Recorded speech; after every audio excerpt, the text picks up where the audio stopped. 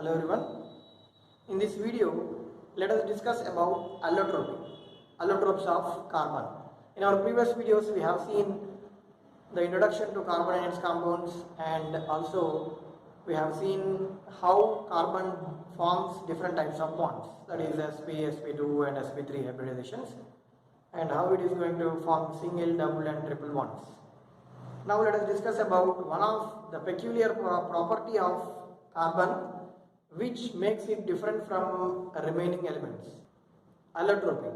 So this is a property of an element where that element exists in two or more different forms, in which those physical forms will be having similar chemical properties but different physical properties. Physical properties will be completely different due to the difference in bonding, and they will be having almost similar chemical properties. Now let us look at this allotropy. So here there are two types of arrangement. See, based upon this allotropy is existing, or the property is based upon what? Based on the arrangement of atoms in that particular physical form. So based on that arrangement, see here there are two major classes of arrangements, that is amorphous and the other is what? Crystalline. So let us see. The first is amorphous, where the word amorphous means having no particular order of arrangement. Here in this amorphous form of arrangement or amorphous form of allotropes, there won't be any particular order of arrangement. So here no particular order. Simply we can say lack of ordered arrangement is what? Amorphous arrangement. So here you can see, if we try to draw the diagram like this, you can see no particular order.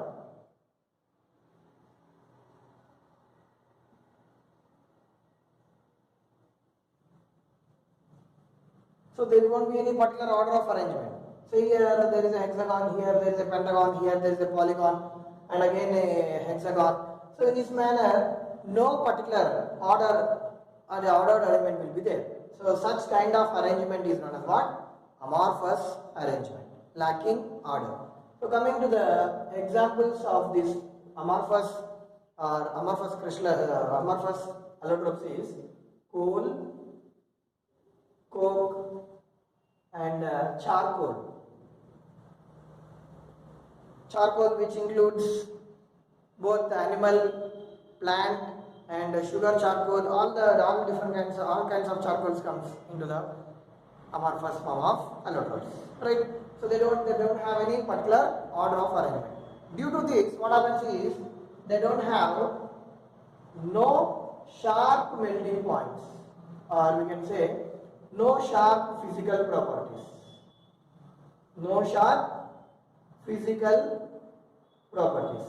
That means boiling point, if you take a boiling point or melting point, those boiling point or melting point will be in a range. That means starting, say, suppose one allotrope, say carbon or coke, they will melt around suppose 280 to 290.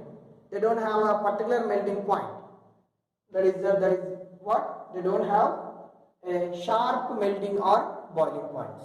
No sharp physical properties. Why no sharp? Because of disordered arrangement of atoms or molecules. And coming to the second form of allotropy, that is crystalline allotropes. Crystalline allotropes. Here the word crystal means what? Ordered arrangement, where a particular order of arrangement will be repeated, or that will be continued in a long range order, and that will be periodically repeated. Say if hexagon is there, followed by pentagon, followed by polygon, and next there will be hexagon, pentagon, polygon. So periodically the arrangement will be repeated.